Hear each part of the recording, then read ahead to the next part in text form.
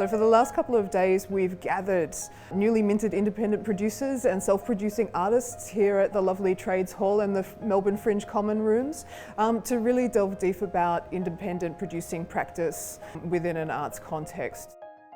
So we've learned about how to plan and create grant applications, how to finance your project, how to approach your project and work with other people and be a valuable and warm and caring collaborator. We've talked about tricky conversations within the arts. We've also heard from practicing artists in the industry, reflecting on some of the things that they've learned along the way in their journey. The most important thing to start with is know thyself. It can be so thrilling and so amazing to be a self-producing artist or a producer in the arts in Australia, but it is incredibly difficult to actually know what to do. The knowledge of how to produce in Australia isn't readily available.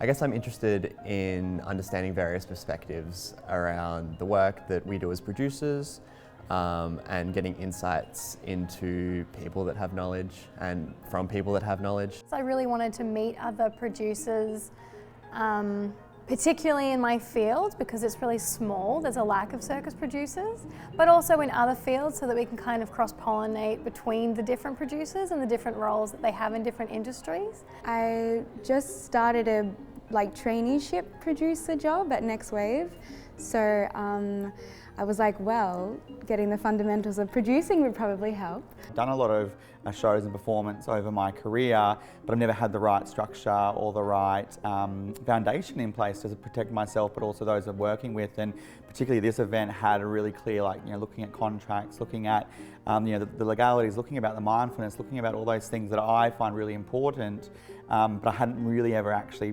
personally applied in the arts lens. These kinds of events are absolutely crucial for being that training ground so that we can get the next generation of works in the fringe festivals, in the regional theatres, out in the streets, and also looking after young people. Over the last 2 days I've learnt a lot, both I guess hard skills and soft skills, like things that I'll incorporate into my practice around budgets and timelines, but also how to take care of myself, how to take care of community and the people that I work with, and operating from a place of care. I have learnt so much. I literally have 20 pages of notes. There's some really great culture and language being talked about in the room about making thinking part of your work, scheduling in breaks and having a really strong work-life balance.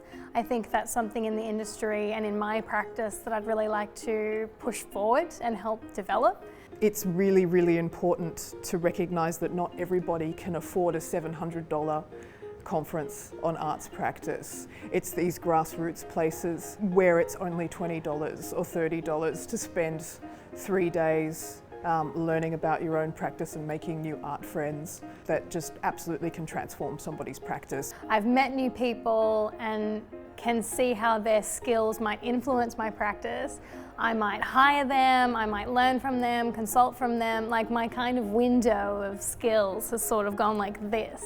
I think I have a renewed sense of passion and inspiration, and learning how to move forward in a sustainable and ethical way. That's definitely my takeaway, is the sustainability, the ability to do what I love and connect with what I am and who I am, and do it in a constructive, meaningful and pragmatic and practical manner.